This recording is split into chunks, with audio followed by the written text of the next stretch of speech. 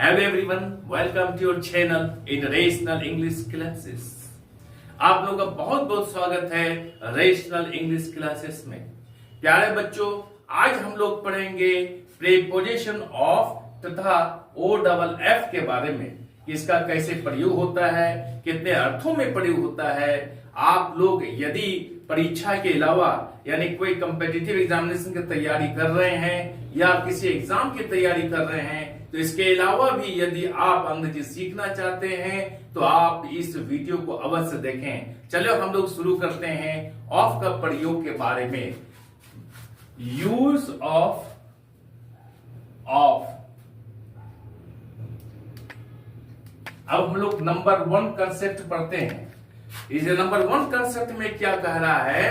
Of का प्रयोग का के अर्थ में होता है। का के अर्थ में होता है। कैसे होता है हम इसको पढ़ते हैं एग्जांपल के द्वारा। जैसे ऑफ बराबर का के की, इस कंसेप्ट को समझ लीजिए अच्छी तरह से। का के की। अब इस एग्जांपल लेते हैं। The table is made of wood। इसका क्या अर्थ हुआ? टेबल लकड़ी का बना हुआ है। काके की हो गया। अब इसमें दूसरा एग्जांपल लेते हैं हम लोग। द हाउस इज मेड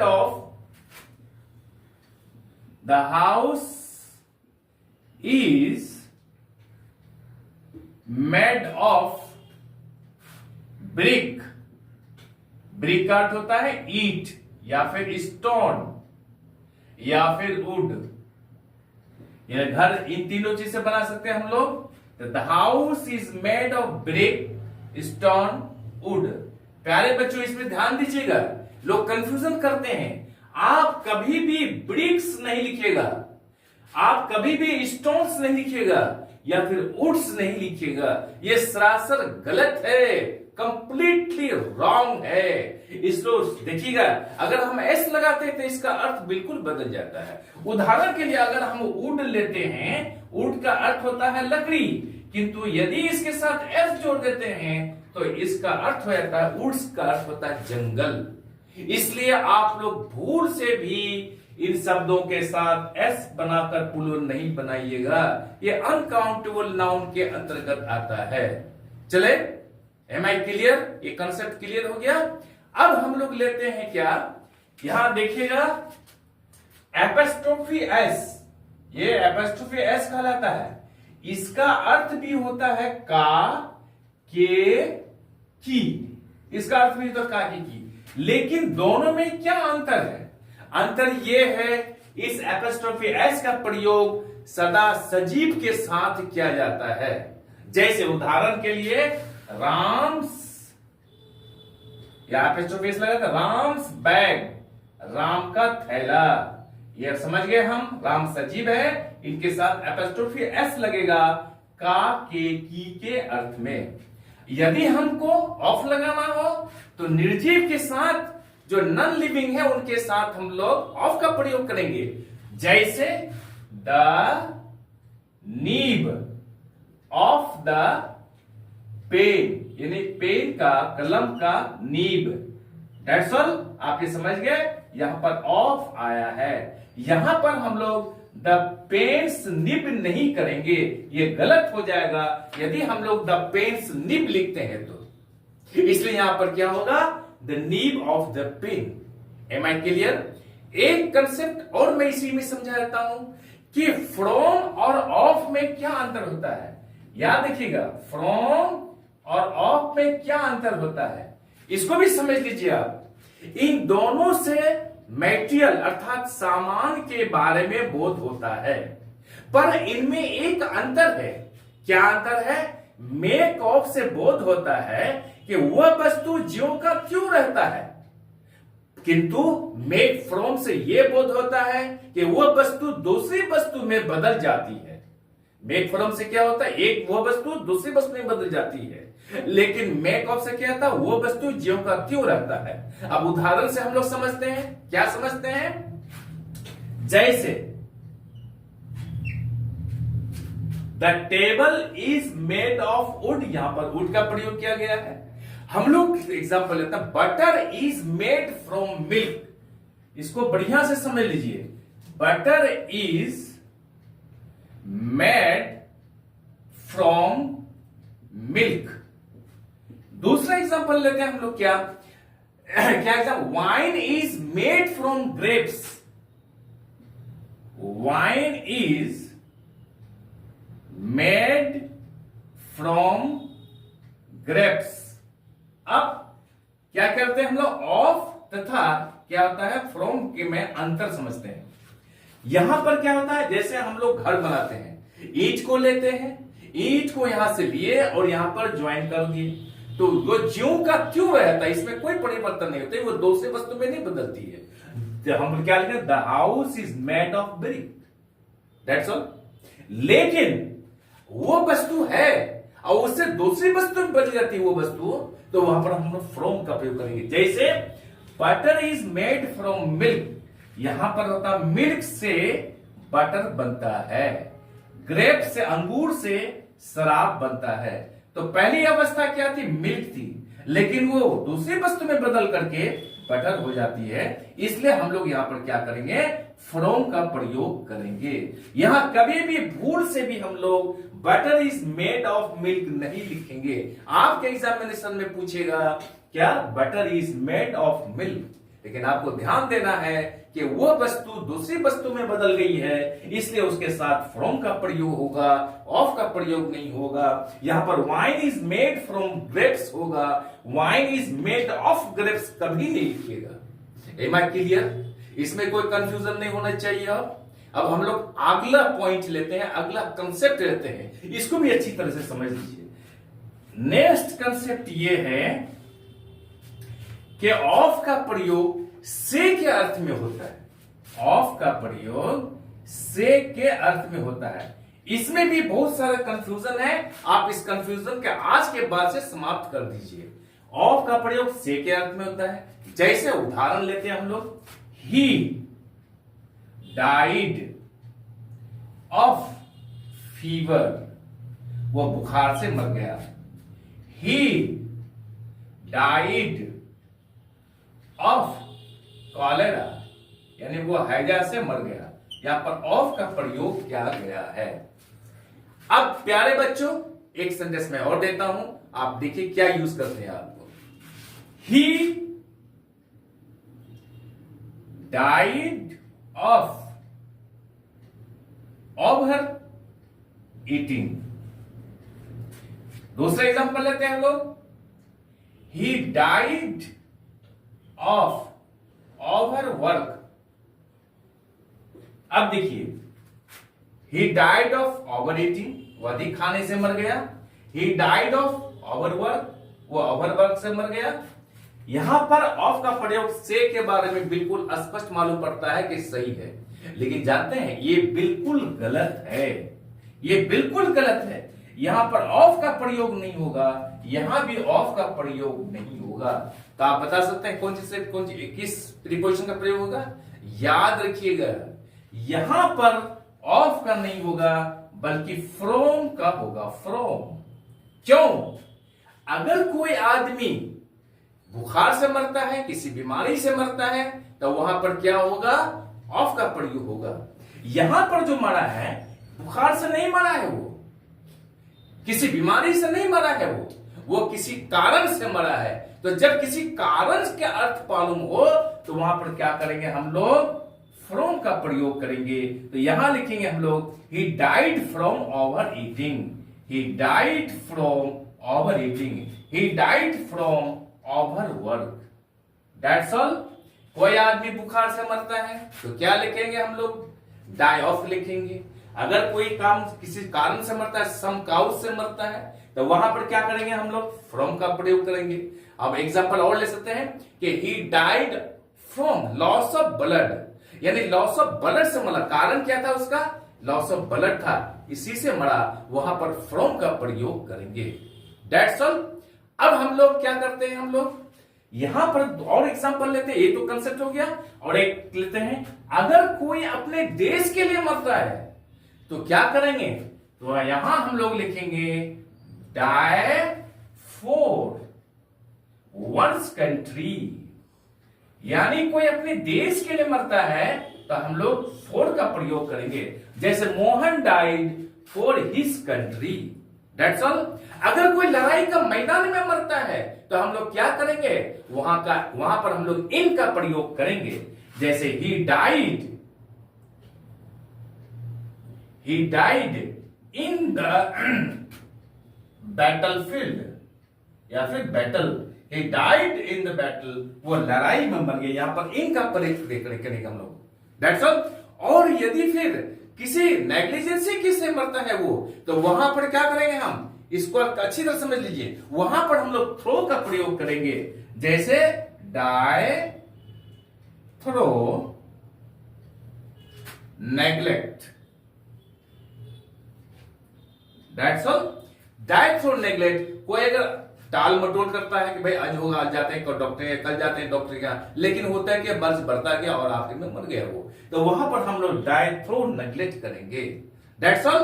अगर कोई हिंसा में मरता है तो वहां हम क्या करेंगे, वहां डाई ऑफ नहीं करेंगे, डाई फ्रॉम नहीं करेंगे, डाई इन नहीं करेंगे, तो क्या करेंगे, वहां करेंगे die by violence. Die by यहां का प्रयोग करेंगे हमारे preposition die by violence, VIOLENCE, die by violence. अब आप लोग समझ गए होंगे कि डाई का प्रयोग क्या होता है, कहां होता है, किसके साथ कौन सा प्रीपोजिशन लगता है।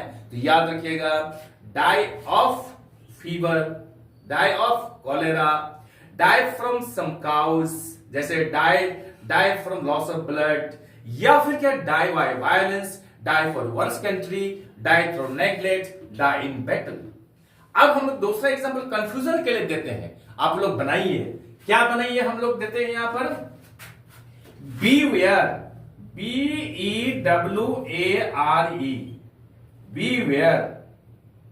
यहां पर डॉग्स, किसी पर दरवाजे पर जाइएगा तो लिखता है कुत्तों से सावधान, तो बीवेयर डैश डॉग्स, तो हम लोग क्या करेंगे, बीवेयर बाय डॉग्स नहीं लिखेंगे या फिर बीवेयर फ्रॉम डॉग्स नहीं लिखेंगे, बल्कि यहां पर करेंगे क्या हम लोग, बीवेयर ऑफ डॉग्स, कुत्तों से सावधान।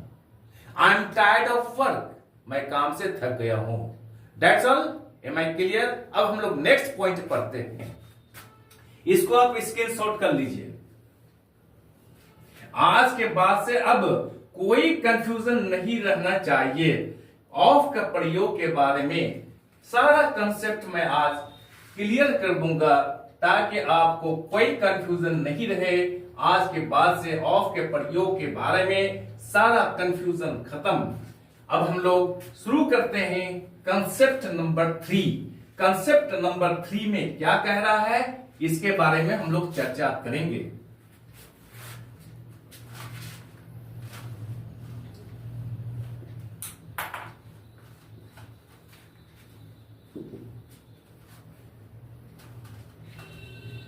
आई होप कि वीडियो आपको अच्छा लग रहा है।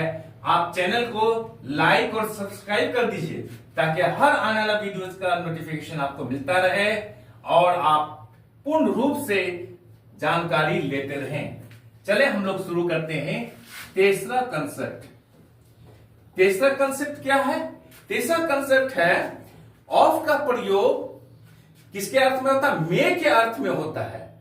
कैसे होता है, जैसे I am confident of success, I am confident of success. यहां पर मे का अर्थ में क्या गया है, ऑफ किसके अर्थ में, मे के अर्थ में किया गया है। I am confident of success, that's all. दूसरा उदाहरण लेते हैं, ही is quick of understanding, he is quick of understanding. अब यहां पर यह ध्यान दीजिए हम लोग कि एग्जामिनेशन में किस तरह का क्वेश्चन आएगा, यानी ही इज क्विक ऑफ अंडरस्टैंडिंग, वो समझने में तेज है। I am confident of success, मुझे सफलता में विश्वास है, आत्मविश्वास, कॉन्फिडेंट, आत्मविश्वास है। यहां पर मे के अर्थ में क्या गया है, यहां पर बच्चे क्या करते हैं, आपके एग्जामिनेशन में क्या रहेगा, ही इज क्विक इन अंडरस्टैंडिंग कर देगा आपको। मे के अर्थ में यहां पर इन कर देगा और सेंटेंस भी सही लग रहा है। तो आपको करना क्या है, यहां पर he is quick in understanding नहीं करके he is quick of understanding का प्रयोग करेंगे। Am I clear? अब हम लोग चौथा कंसेप्ट में आते हैं। यहां ऑफ का प्रयोग किसके अर्थ में किया जाता है, के विषय में, के विषय में, या फिर के बारे में बोलते हैं हम लोग, के विषय में, के बारे में, अर्थात उसका दूसरा अंग्रेजी मूल कहते हैं अबाउट, के विषय में, के बारे में। जैसे एग्जांपल क्या बोलते हैं हम लोग चौथा में, I know of him, I know of him, मैं उसके बारे में जानता हूं। आई shall स्पीक ऑफ हिम, मैं उसके बारे में बोलूंगा। थिंक ऑफ इट, इसके बारे में सोचो। थिंक ऑफ इट, इसके बारे में सोचो। यहां पर ऑफ का प्रयोग के विषय में, के बारे में, अर्थात अबाउट के अर्थ में किया गया है। That's all. अब हम लोग पांचवा कंसेप्ट को लेते हैं। पांचवा कंसेप्ट ये है कि ऑफ का प्रयोग से के अर्थ में ओरिजिन को बताने के लिए होता है, जहां से वो उत्पन्न हुआ है, जहां से पैदा हुआ है, उसको बताने के लिए किया जाता है। कैसे हम लोग समझते हैं, she comes of A rich family, यानी वो रिच फैमिली में पैदा हुई है। हम लोग उसको दूसरा सेंटेंस में लिख सकते हैं, he was born of rich parents, he was born of rich parents. ये रिच पेरेंट्स में क्या हुआ है, वो उत्पन्न हुआ है, ओरिजिन हुआ है, जन्म हुआ, पैदा हुआ है, वो रिच परिवार से आता है। That's all. अब हम लोग छठा कंसेप्ट को समझिए, कोई कंफ्यूजन नहीं रहना चाहिए। ऑफ का प्रयोग में से के अर्थ में होता है। ऑफ बराबर में से के अर्थ में होता है। कैसे होता है, one of the two boys came, इसको बढ़िया से समझ लीजिए, one of the two boys came, यानी में से का अर्थ क्या हुआ, one of the two boys came, दो लड़कों में से एक लड़का आया, दो लड़कों में से एक लड़का आया। He is a friend of mine, he is a friend of mine. इसका क्या अर्थ होता है, he is a friend of mine, यानी मेरे सारे जितने भी मित्र हैं उनमें से वो एक है। में से इसका अर्थ होता है तो he is a friend of mine, जितने सारे मेरे मित्र हैं उनमें से वह एक है। इस कंफ्यूजन का समझ गए आप, कंसेप्ट को समझ गए, इसको आप स्क्रीनशॉट कर सकते हैं। हम लोग आगे सातवां कंसेप्ट पढ़ेंगे। हम लोग सातवां कंसेप्ट में हम लोग क्या पढ़ेंगे, इसके बारे में हम लोग समझते हैं। ये बहुत महत्वपूर्ण चैप्टर है। इस वीडियो को आप अंत तक देखिएगा ताकि आपको पूरा कंसेप्ट समझ में आ जाए, कोई कंफ्यूजन कहीं पर भी बाकी नहीं रहे और एग्जाम में संपूर्ण क्वेश्चंस का आंसर दे सकें और अच्छे से अच्छा नंबर ला सकें आप। यही मेरा प्रयास है। चलिए हम लोग अगला सातवां कंसेप्ट को हम लोग समझ लेते हैं। सातवां कंसेप्ट क्या है, ऑफ का प्रयोग तिथि यानी डेट को बताने के लिए किया जाता है। समझ गए? जैसे Sita came on the 25th of March, Sita came on the 25th of March, याद रहे ऑन का प्रयोग तिथि तथा दिन के पहले होता है। He came on Monday, he came on 15 March. यहां क्या करता है, ऑफ का प्रयोग किया गया मार्च के 25 तारीख को वो आई, सीता आई। Sita came on the 25th March. That's all. ये कंसेप्ट क्लियर। अब हम लोग 8वां कंसेप्ट लेते हैं। ऑफ का प्रयोग किसको होता है, माप तौल को बताने के लिए होता है। माप तौल को बताने के लिए होता है। कैसे कि Rohit bought a litre of petrol. Rohit bought a litre of petrol. मापतौल बताने के लिए यहां पर क्या गया है, ऑफ का प्रयोग किया गया है। इस तरह से हम लोग ऑफ का प्रयोग करेंगे। अगर हम लोग यहां पर फ्रॉम कर देते हैं तो सेंटेंस गलत हो जाएगा। इस प्रकार के सेंटेंस में हम लोग मापतौल को बताने के लिए ऑफ का ही प्रयोग करेंगे। अब हम लोग 9वां कंसेप्ट को हम लोग पढ़ते हैं। 9वां कंसेप्ट में क्या बता रहा है, 9वां कंसेप्ट में यह बता रहा है कि यदि किसी सेंटेंस की बनावट नाउन ऑफ नाउन हो, यानी कभी कभी क्या आता है, नाउन आता है, फिर ऑफ आता है, फिर नाउन आता है। जैसे noun plus of plus noun हो, तो याद रहे इस प्रकार का सेंटेंस में हम लोग ध्यान रखना होगा कि जब किसी सेंटेंस में नाउन ऑफ नाउन रहे तो पहले वाले सब्जेक्ट के अनुसार यहां वर्ब सिंगुलर या प्लूरल होगा। जैसे the students of this coaching are good. यहां देखिएगा एक नाउन यहां पर है, यहां पर ऑफ है, फिर दिस कोचिंग एक नाउन यहां पर है। सेंटेंस की बनावट क्या है, नाउन ऑफ नाउन है। तो यहां पर यहां देखते हैं कि स्टूडेंट्स या प्लूरल है, ऑफ के पहले जैसा सब्जेक्ट यहां रहेगा वैसा यहां वर्ब होगा। तो the students of this coaching are good, यहां स्टूडेंट्स प्लूरल है इसलिए यहां पर आर का प्रयोग होगा। ठीक उसी तरह से यहां अगर सिंगुलर रहे तो यहां पर भी क्या होगा, सिंगुलर होगा। बच्चे यहां कंफ्यूजन क्या करते हैं, इस सब्जेक्ट को देखते हैं, ये सिंगुलर है, यहां पर इस कर देते हैं। हम एक सिंगुलर वाला भी एग्जाम्पल लेते हैं। जैसे the colour of these pens is red. यहां देखिए द कलर ये सिंगुलर है, नाउन है, यहां पर दीज पेन्स यहां प्लूरल है, बीच में यहां ऑफ है। तो हम जानते हैं कि ऑफ के पहले जैसा सब्जेक्ट होगा वैसा यहां पर वर्ब होगा। तो यहां पर कलर है वो सिंगुलर है इसलिए बाद में यहां वर्ब आया है, ये सिंगुलर आया है। बच्चे क्या करते हैं, दीज पेन्स या जो प्लूरल नाउन है इनके अनुसार यहां पर आर का प्रयोग कर देते हैं जो गलत है। यहां क्या होगा, जब किसी सेंटेंस की बनावट नाउन ऑफ नाउन हो तो ऑफ के पहले आए हुए सब्जेक्ट के अनुसार यहां वर्ब सिंगुलर या प्लूरल होगा। Am I clear. अब हम लोग 10वां कंसेप्ट को लेते हैं।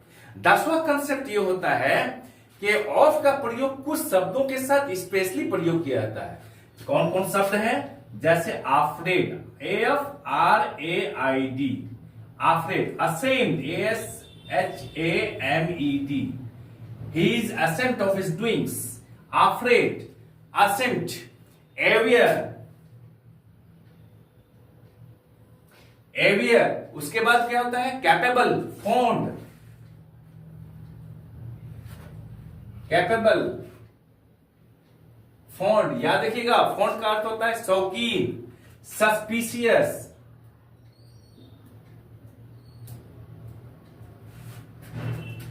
SUSPICIOUS,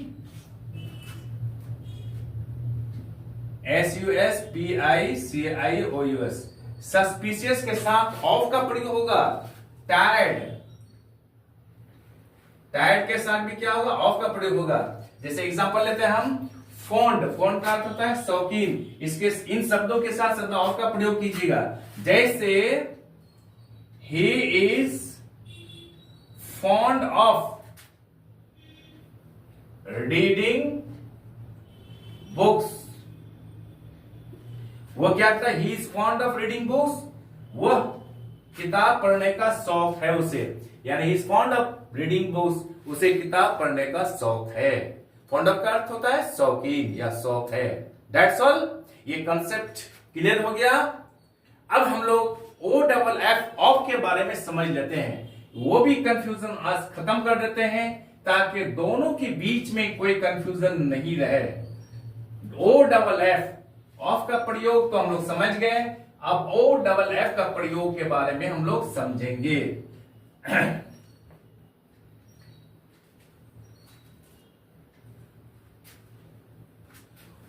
यूज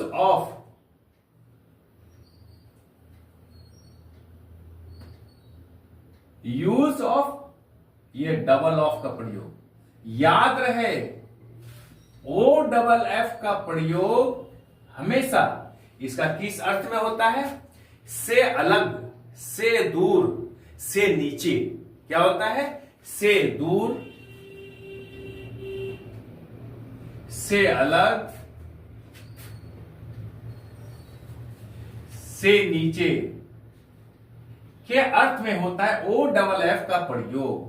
अब इसको हम लोग क्या करते हैं? सेंटेंस के द्वारा समझ लेते हैं। जैसे he fell off the ladder, he fell off the ladder. Ladder का क्या होता है? सीढ़ी। जिस सीढ़ी को हम लोग जैसे लोहा का, लकड़ी का, बांस का बना होता है, जिसको हम एक जगह से दूसरे जगह लेके जा सकते हैं, उसको हम लोग लेडर कहेंगे। और जो मकान में होता है, एक मंजिल, दो मंजिल, तीसरा मंजिल, यानी एक फ्लोर से दूसरा फ्लोर, दूसरा फ्लोर से तीसरा मंजिल फ्लोर में जाने के लिए तो वहां स्टेयर का प्रयोग करेंगे। STAIR। स्टेयर का भी अर्थ होता है सीढ़ी और लेडर का भी अर्थ होता है सीढ़ी। ही फेल ऑफ द लेडर, वह क्या क्या? सीढ़ी से नीचे गिर गया। He is of work today. दूसरा एग्जांपल लेते हैं, he is of work today, यानी ऑफ वर्क टुडे, वो आज काम पे नहीं है या फिर वो काम से आज क्या है? अलग है। दूसरा एग्जांपल लेते हैं हम लोग, he is of duty now. He is of duty now. He is of वो डबल एफ, ड्यूटी नाउ, यानी अभी वो क्या है? ड्यूटी में नहीं है, ड्यूटी से अलग है। एक सेंटेंस और भी ले सकते हैं हम लोग, या कुछ ऐसे शब्द भी होता है जहां पर हम लोग ओ डबल एफ का प्रयोग करते हैं। जैसे हम लोग बोलते हैं क्या? Switch off the bulb. SWITCH, switch off the bulb. इसका अर्थ होता है बल्ब को बुझा दो। Switch on the bulb, switch को जला दो। ठीक, आगे हम लोग लेते हैं क्या? The electricity is off. The electricity is off, यानी इलेक्ट्रिसिटी आज क्या है? बंद है, अलग है, बंद है। That's all. Am I clear? आप आई एम श्योर के वीडियो आपको अच्छी लगी होगी, आप दोनों के प्रयोग के बारे में समझ गए होंगे। आप चैनल को लाइक और सब्सक्राइब कर दें और बगल वाले बेल आइकन को दबा दें, जिससे कि हर आने वाला वीडियोस का नोटिफिकेशन आपको मिलता रहे। आप लोग खुश रहें, पढ़ते रहें। बाय।